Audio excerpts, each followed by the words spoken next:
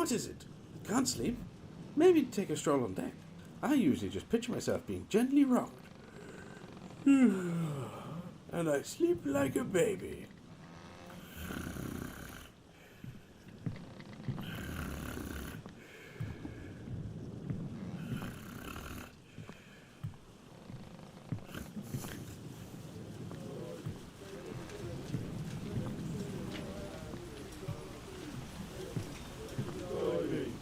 Strengthen me. Vengeance stay in my hand, the deeds I must do. Vengeance the one true virtue over all others.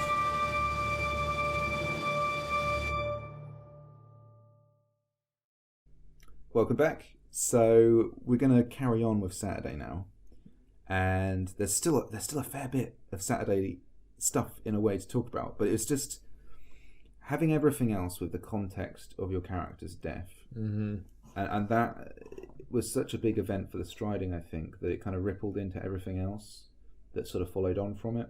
Yeah, I found it very hard to know what to do with myself, basically. Yeah.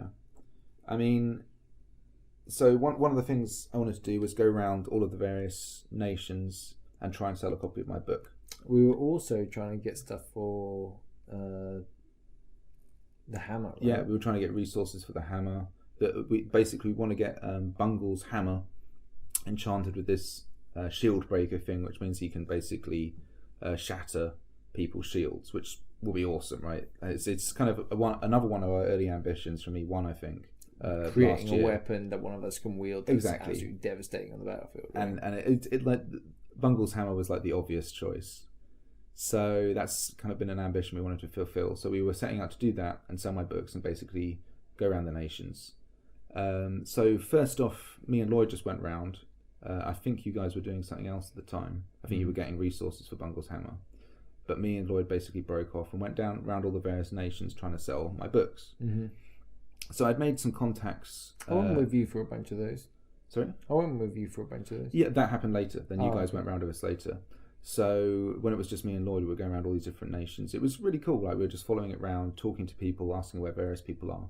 But there's this classic thing in Anvil, and especially in bad weather. Everyone does this kind of dance around the whole place. And you can often miss people. You know, you go to their camps and they're not there. Yeah. And this happened a bunch of times where I was trying to find people. And it's completely nobody's fault. It's just like, that's how Anvil is, right? You don't always find people. But yeah, I managed to find some people and sell some copies, but not that many. And then I came back, and then we went and did this other loop with Bungle trying to buy resources. And at that point, we were just we were going out really to have a couple of drinks as well. And then you guys kind of helped me sell copies of my book, and we got the resources all together for Bungle. Walking around all the different areas with a purpose was like awesome. It was cool just to walk into areas and ask about, who do we talk to for resources? Who is this person and where do they camp? Yeah, it was cool. It was cool because I had obviously a list of names, and we also had a list of resources and things that we want to try and purchase. And in Navarre we have like a kind of like an archetype of a player that you can play called a broker, and they're basically people in Navarre who basically help facilitate the spending of money and the purchasing of goods. So you can kind of walk up to people, and as a Navarre say, who is your broker, who should I see, and that kind of automatically creates that little bit of RP that's very cleverly kind of interwoven. Like, they don't have brokers, they've got some other term and for also their nation. Like how the different nations who you trade with, yeah, who shows up to trade is always interesting. We dropped in at the Brass Coast, I think it was, and we asked about these resources for Bungle's hammer, and this guy had this wonderful kind of caravan. It looked like a caravan. It was a tent that he'd kind of verted the front of to look like a caravan. Coast. That might have been the League, maybe. Maybe. So apologies if I got it wrong, but anyway, he had this wonderful kind of caravan tent thing, and kind of role play going inside, and it had like proper drawers and stuff inside with all of these various resources in. Came back, sold it to us for a fantastic price, and it was just awesome little RP. Like dealing with shopkeepers like that, and kind of Wintermark, it was the person like stirring a pot around a fire. Yeah, that was really cool, and that's a bit more of a quiet moment, just discuss haggling over things and stuff. Just so many little RP experiences that you can get just by touring the nations and talking to people, and it doesn't have to be like some, grand world shaping thing that you're discussing, but just having points of interest to talk to people with and RP with people is just awesome. So travelled around and tried to sell a whole bunch of these books and failed in some instances to find people, but we'll try and sort of track them down next time. We managed to get all the resources together for Bungle's Hammer as well. Yeah. And then at this point we were heading back to Songs and Stories, I think. And on the way there we stopped by and we bumped into Kaylee, who's the leader of the Navachas at the bar. And me and Linda and her just all sort of split off from you guys and were sitting and talking, you know, about various Navari things. And then Linda went off back to join you guys at Songs and Stories. So it was just me and Kaylee talking about the books that I'd made, and she showed me through this kind of art book that she'd created that she was selling things for. And then these winter markers walked into the bar, and one of them is like one of the people who I've been trying to find on my list, right, of people that I'm trying to track down to sell books to. These high rollers. Yeah, and like I know that they're a fairly wealthy group, so I'm like, oh, I've got something for you, kind of thing, and I call them over, and then they come and sit down and they're sort of talking with us, and I sell them a copy of this book for a really good price for me, like it's the highest price that I'd sold one for, and it was awesome because it was me kind of selling this book, and then like Kaylee kind of helping me sell the book, like she was talking through all the things that were in it and stuff and bigging it up and stuff, so they bought it, and that was fantastic. And then awesome. I'm like, she's like, oh, you should show them the one in the box. So I got like the one that I have another version of my book which is in this kind of box, which has all of this stuff that I'd all made, engraved. Yeah, and I got that and I said, oh, there is this as well, which I'm selling. And I said I didn't really know what price I was going to sell it for, because I was just going to take if a suitably good offer if it comes in. I don't know if you're interested. Right. And this guy who bought this book was just like, I'll pay like double what I gave you the other one for it as well. So he buys the one and then he buys like another one. Bam, and like coin. Just dropped coin. I'm not going to say how much it was, but it's a lot for my character. We're like the Beverly Hillbillies of LARP right now. And it was like it's suddenly getting like money, like actual Cash money together. Like and getting enough money where goals can be achieved. Like we can realistically look at, let's get magical weapons for people, let's get potions and resources that we need to keep these things ticking along. Mm-hmm. Like, and we can buy herbs, and we can actually start going around playing the merchant game with some, not strength, but some kind of beginnings of influence behind what we can buy with the coin that we have. So it's cool. It feels like we talked about at the time going from like early game to mid game. Right, that's where I feel like we're at right now. Yeah, I think like also because the striding has a fairly kind of collective aspect to the resources and the money and the so on that we pull together. Yeah. Everything you're doing in our group, and this maybe isn't the best, you know, different groups might play it very differently, but I think an interesting way to play it is like this, where over time, obviously, if your character lives or dies, you're still impacting the strength or the potential, and strength comes in lots of things. I'd say one of them is the potential influence that your group has, and you're increasing that over time. So yeah, I think just having that as an element where your striding can take shape on what you do over successive character lives, how it affects the nation, and potentially the empire as a whole. Yeah, it's great. So anyway, so trading with those winter markers was fantastic. A whole bunch of coin. Headed back, watched Songs and Stories. Did you have anything before this that you wanted to go into? No. I basically. I was like back to tourist mode. Yeah. Right? I was just like going around and just watching, enjoying, seeing things, trying not to get into awkward Game of Thrones moments with people that I bumped into and asked who I was. That's about it. Yeah. Yeah. But Songs and Stories was great as always. As always. And I think we can talk about both of the nights kind of together, because I think like so much of it does in a sense kind of blur together, because they're such amazing performances in a way. Yeah. I just remember this time round it was me and Linda staying up quite late watching it. We were all, you guys were there as well, but we were all dispersed around different points around the fire, and then slowly I think you guys kind of peeled off and went to go to bed. So me and Linda stayed up on, I think this is the Saturday night, Right. and it's they're doing all the stuff where you get to dance around the fireball in the middle. And this time I got up and danced around the fireball and did that. I did that like for 3 different songs. Did you do that thing where you forget about everyone else? Yeah. You just start doing it. Yeah, and it's kind of infectious, and like you do that thing where you kind of drop in and out of following people and kind of being aware of your own experience and in the moment. It's kind of like a constant sort of ping pong between those emotions. That's awesome. It's great. It's really cool. It's the tribal aspect of Navarre life is if you can go to it a couple of times, it might seem silly, but it's a really fun. And it's so effective. Like everyone, like you feel so sort of bonded to everybody who's there sharing it, right? Like you feel a link to them. And it does not necessarily always people from Navarre. It's people from other nations who, of course, come to watch the performance. Mm-hmm. And it's great. Like Songs and Stories is fantastic. So that kind of closes, and then me and Lloyd are kind of just chatting around the fireball, talking to various people like NOC, because of course it's time out at that point. Mm-hmm. It was great fun, just like getting to have a brief chats with people. See how their game was and so on. You're such a party animal. Yeah. It's ridiculous. And then it was great to come back and just camp up and then get ready for Sunday, I guess. Yeah, Sunday. Sunday was a crazy one in a way, because it was after everything that the nation had been through, because I don't think that's one thing that's really been kind of expressed. It was a lot, right? Like the entire structure of the military units had suddenly disappeared.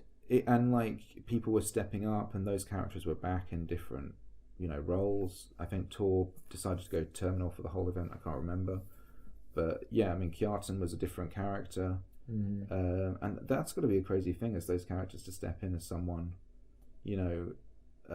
completely new. But it's monstering, so I mean, we headed out to Monster, but I think, as I say, because the nation had taken such a kicking, that there was kind of like there's a natural, slightly competitive edge to the combat and the battles, I think, that takes place, and it's in a healthy way, where it's like you want to do, really for RP's sake, you want to do as well in your battle against them as they did against you. I think there's let's keep going, right? So we're going out there and we're playing as what, the Grendel? The Grendel, who we've never played as before, and they're kind of like essentially think like pirate orcs.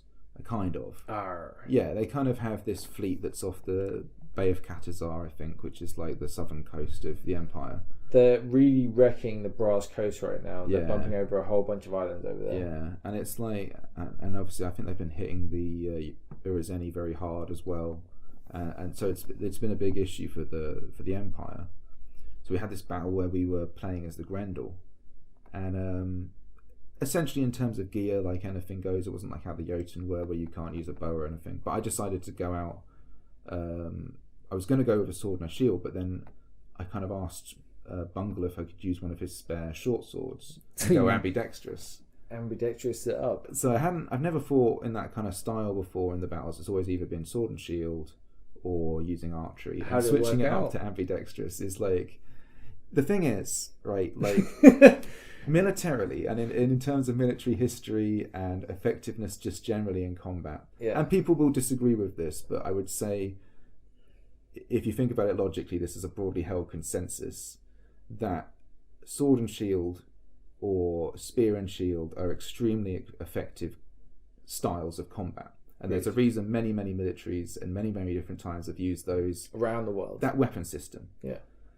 Not often have people in battle fought with two melee weapons. No, very few. Very, very few. So there is a historical element that's working against you. But having said that, LARP is sufficiently that sort of combat movie, sort of cinematic combat style that allows the fantasy of two-weapon fighting, in a big battle You can't even to be a thing. You can't even bat away the arrows. You'll be amazed, actually. Like, so I managed to do some pretty cool stuff during the battle, which we'll get to. But it was just great fun playing with that weapon system. Yeah, I think we were all, especially after like the Saturday, we were so like for as a cathartic experience it was. Berry picking was going to be a damn good time. Yeah, it was going to be good fun for everyone. And so the battle basically is that we have some ritual stones that we're trying to protect. Yeah. And they're trying to get through and destroy them or something like that, and then basically pull out. Yeah. I think that's pretty much the objective.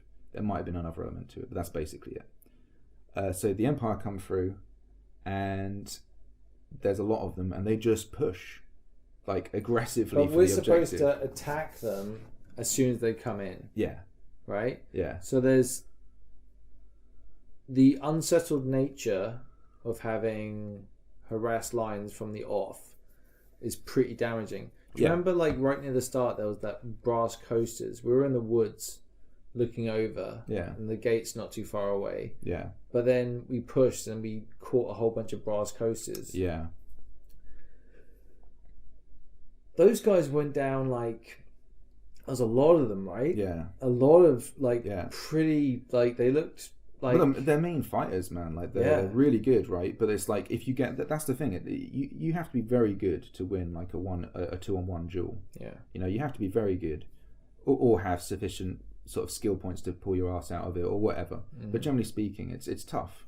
So, like we just had numbers on them and just swept around them and basically cut them off. And there were little pockets like this we were able to create on the flank as they drove through, and on the side as they pushed through. They were trying to push through so bravely, Yeah. but it was like they just got flanked and mullered basically. Yeah, so I think quite a few died there, but I think what they did for the objective is they just pushed super aggressively towards the objective. I think they fairly early on broke through and managed to get to where the objective was. But the real issue was, of course, that their flank was constantly getting harassed and exposed in various ways. So I think there were quite a few people who got cut off. But it's just that, the nature of the battles and things. And it was very interesting to play against. Big like blob fight, Yeah. but the blob moved around a lot and Yeah. it was constantly encircled and harassed, right? Yeah. And there were moments where they had the upper hand and we had the upper hand, and basically we're just fighting their flanking force. What was weird was when there was certain sections where we were near the back of their forces harassing them. Yeah. There's a handful of people, Yeah, they could blow us away if they wanted to. but we were holding up a bunch of their Yeah. forces, Yeah. and it was just like, oh, Ian. Also, I want to talk about what a ridiculous orc you are. So I had this thing where like my character my character has I decided my character, this orc, would have a thing where he would only communicate in like bleh. That's all he could say was bleh. It was So basically every time I gave like when you put that mask on, it shows a really dark side of your personality. but it was like I shudder to think what else you could get up to. so we have A it little bit of latex on your face. Ridiculous. So we have it so that Lloyd is like my translator. So when I go bleh, he translates what that means, kind of like Han Solo and Chewbacca. And so we head off and we're kind of all this time talking, me and Lloyd, in this unit that we're in. And we charge forward and manage to entice this group of people to countercharge us, and then they get cut off. That sounds a lot more technical than it was, but that's essentially what happened. And then we got counter pushed after that, after we were kind of essentially standing up from that fight. And I get downed, and then Lloyd runs in and he's like, get away from him, he's like my boss or whatever. I can't remember what he shouted now. And he kind of just charges in and basically just flailing at the enemy, right, trying to keep them away as this orc. And it was so cool to suddenly have like a bit of orc RP, the idea that two orcs, the bad guys. I think orc RP or enemy RP is like such a good value to any big, all of a sudden, like the people we were thing. fighting were aware that there was a personal connection between him and me, and like so they went for him, right? But he managed to distract them, And while he was getting distracted, I got pulled away from the line by someone else and sent to a healer. And the healer RP, by the way, for the orcs, there was this orc in white with this staff who was basically the back line, and I came to a bunch of times during this battle. It's sort of injured and in need of healing, and she would do this kind of ritual thing where she was talking about ancestors and like this kind of spark of lightning they're sort of fueling inside you, and she'd sort of tell me how it's going through my body and all this stuff, and I'm like RPing, just getting increasingly like, you know, heavy breathing, kind of hyped, right? And to the state where it's like afterwards I kind of walk away like roaring about how I'm going to, like, my ancestors are going to do. That's the only time I didn't go bleh. It was like talking about my ancestors after these rituals because they were so fucking awesome, and just being like, yeah, my ancestors, I will honour them and all that kind of stuff, charging back in.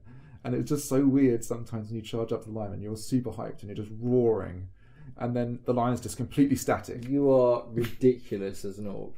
Like, truly ridiculous. So there's this bit, I think, isn't there, where we've kind of got them in a fairly static line standoff.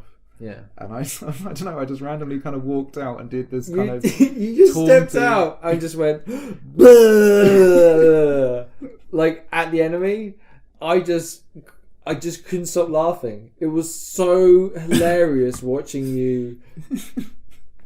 You get that mask on your face, the latex touches your skin, and then crazy shit happens. I had some good little moments where I kind of did that a bunch of times.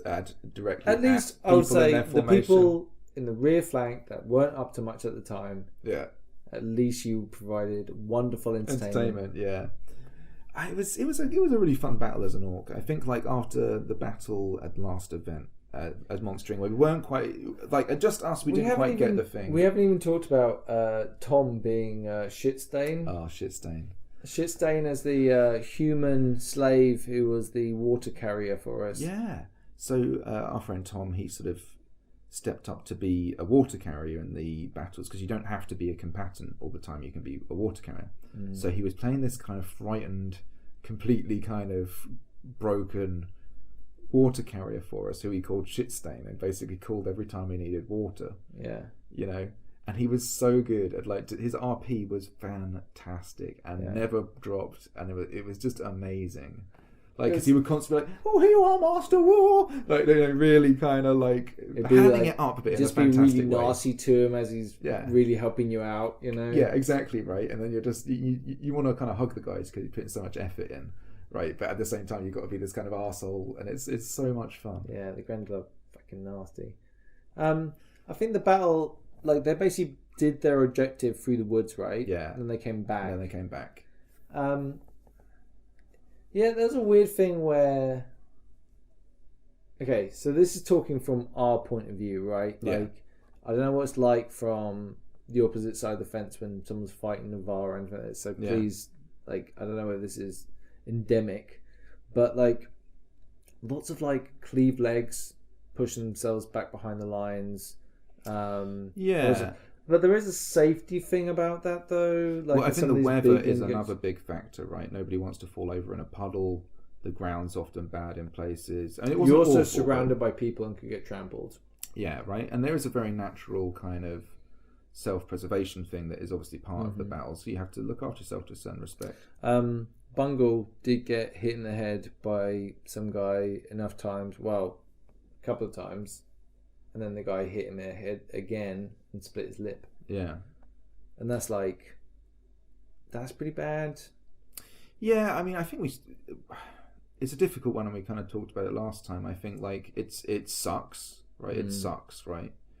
But I think it is part of the risk of the game. Yeah, I think the thing is that's like the referees are really, really good, but they can't be there for every single strike. Yeah, especially when it's moving at speed. And it's like there's the whole thing of like how things are in the rules, you know, and what it would mean to change the rules. I think it basically comes down to a pulling blows type vibe here, right? Sure. Like a head hit doesn't need to be a head hit if it's not a whapping great hit, you know?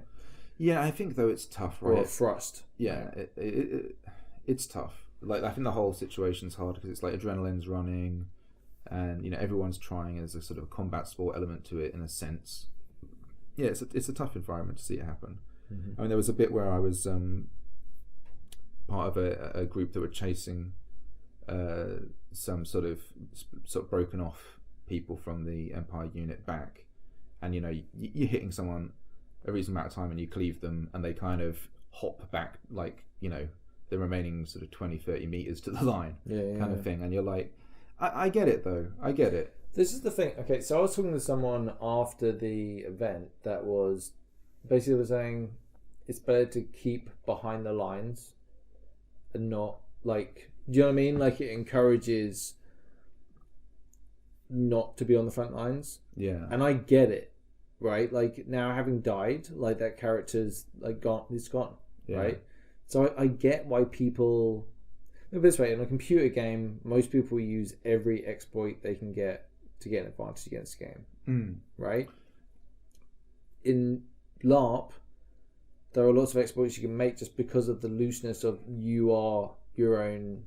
Yeah, and I think like dungeon master, Yeah, and also I suppose I don't have like a problem with it to the extent that you might think I do, in terms of I think you are telling a story of your character, and there's a certain respect for that as a monster that I have for you as the person that I'm, potentially ending the LARPing, that the character's arc, right? Yeah. So it's like I have respect for that as a level, and I can understand how maybe you're not at the stage, and I'm not trying to encourage, not following the rules strictly or anything like that. I'm just saying that I can understand that there's moments in which maybe don't recognize that what you're doing isn't strictly by the rules, and I think that's not necessary. I don't think it's active cheating. There's also an interesting thing when that crush thing happens, which is a very human experience, which is lots of people in a mass moving in one direction very fast. And can when create panic. Yeah, I think there's lots of aspects to it, dude. I'm really not bothered by it, in that sense. But I think there's the other whole thing that you kind of experience, and this is again completely how it should be, really. But as they were withdrawing, obviously there was opportunities to harass the forces as they were leaving, and obviously that can create a relatively high casualty rate, because that's one of the hardest things in the battles to do, is withdraw. Right, that's where people get lost. So you're going to kind of push against those lines, and then you're getting told to sort of pull back. And the part of you that's obviously competitive and wants to sort of win the battle and stuff, wants to go in with all of you and just hit that force really hard. But obviously there's the bit which is, we don't want to do that. This battle, this is kind of the end of the battle, right? We're seeing them off to the gate instead. So there's lots of sort of like storytelling contrivances, in a sense, that the military game follows, which is completely fine. It's like it's necessary. I'm sure it happens the other way around. Exactly right. When all of our battles, if you think how much of that has been massaged by the kind of the slightly kind of game overview of events, right? And it's like that's completely fine. Like ultimately, do we want to be fighting for 4 hours or whatever, right? I thought it was a great battle. I mean, it was fantastic, and like both battles, both days, I think were a real triumph. And I think and also I get the feeling all the objectives were done on both battles, but they were both heavy attrition battles. Yeah, it's great. I think it's like it sets the tone really nicely, right? That like the battles have consequences, and they're an immediate way that the nation can be shifted and things can happen. New people can step into new roles, and you get a different, like, what's our military sort of force going to look like next season? It's a really interesting thing to go in as Navarre, knowing that is something that's a question that's going to have to be answered. The whole landscape changes, right? Yeah. After a battle. And real important people can vanish, and then really, good people can step up, and there's so many opportunities it opens. Yeah, it's great.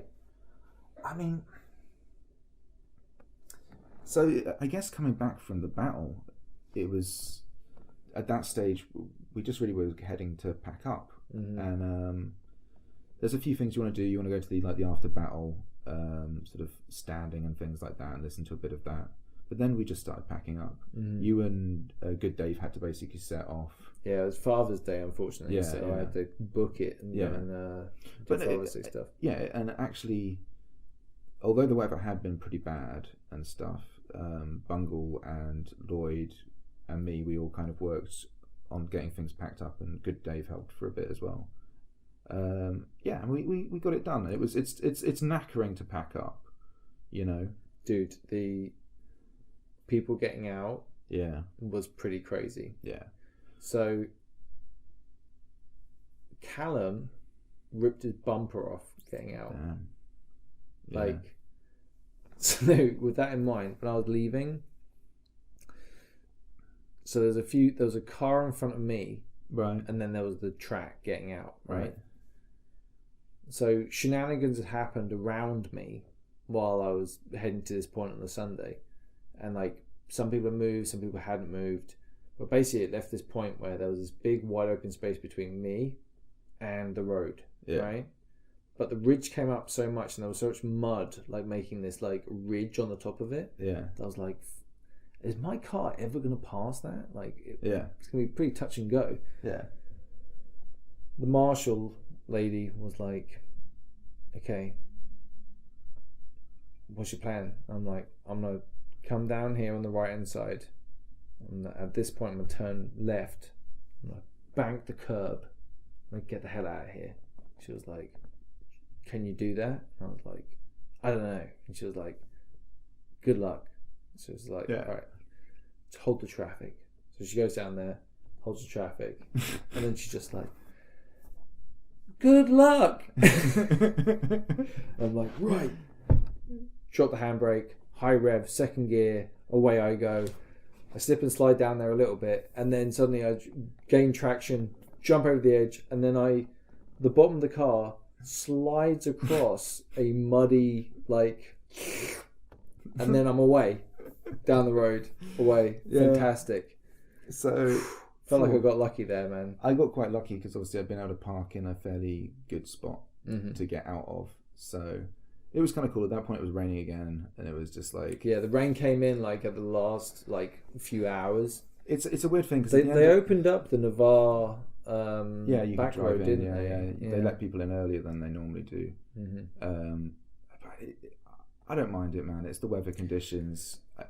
PD tend to they hit the right marks all the time, right? It's just like they know it's going to be rough. They want to get people out. It's going to be a bad time, so they try and do it the best way they can. Yeah, and there's people, with needs to be places at certain times, and I get it, right? And like bad weather affects everything. So, but yeah, I mean, everyone was really good. Like I got people to help me push me out, and then I just got on the road fairly easily. Dude, the British weather. What are you Yeah. going to do? Yeah. What are you going to do? Hopefully it'll be better for the next one. To be honest, it might be a roaster for the next one. Who knows? I probably cursed it just by saying that.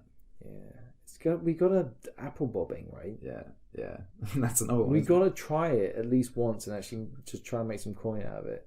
it? And yeah, talking about that, is there anything you really want to kind of try and do for the next event? I mean, you've obviously got to Okay, get yeah, a new I got character to. done. Okay, so I need to make my new character. I feel like I want to go something, a seafarer. But we've got like a. Bear in mind, like my idea for this character is, if you imagine like a piece of paper, right, and you're gonna be like, I'm gonna write some ideas down on this piece of paper. In big bold letters at the top of the page is tambourine, right, with a circle around it, because tambourine is like big bold colours where I want to be at some point. So we had this whole talk about the fact that you maybe wanted to get a musical instrument for your next character. Yeah.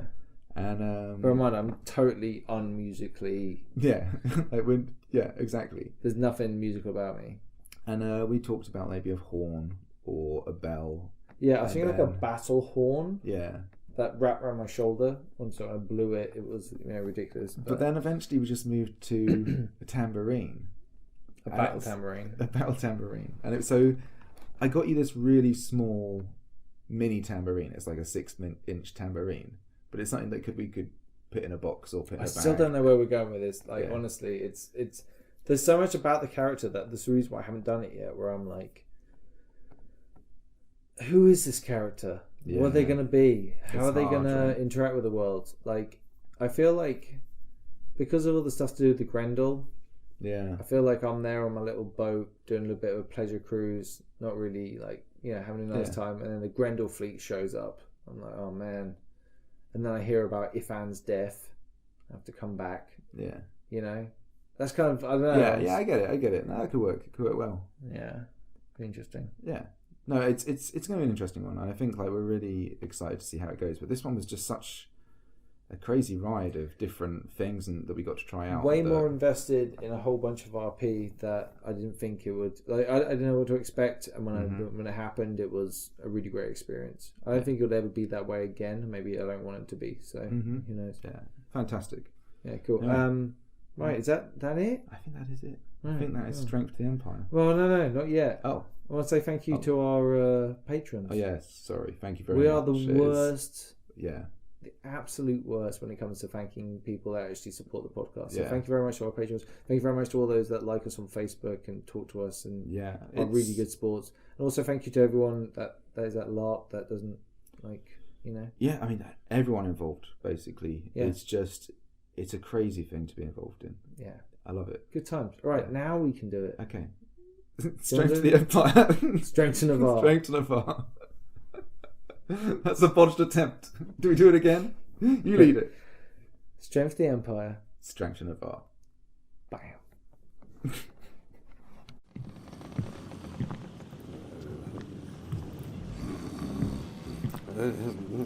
No, I don't know where the soap is. You'll have to help me find it. What is it? You've got that panicky look on your face again. Is it the summer cramp again? No? Well, then go back and see. I'm sure Derek and the crew will wake us if anything happens. What? Why are you just flailing your arms around? Oh! It's that wonderful party game, isn't it? The one where I have to guess what you're trying to tell me. Okay. First word. Person. High person. Tall person. Top person. Top person. No, not quite top. Second person. Second in command. Do you mean Derek? Okay, Derek, yes.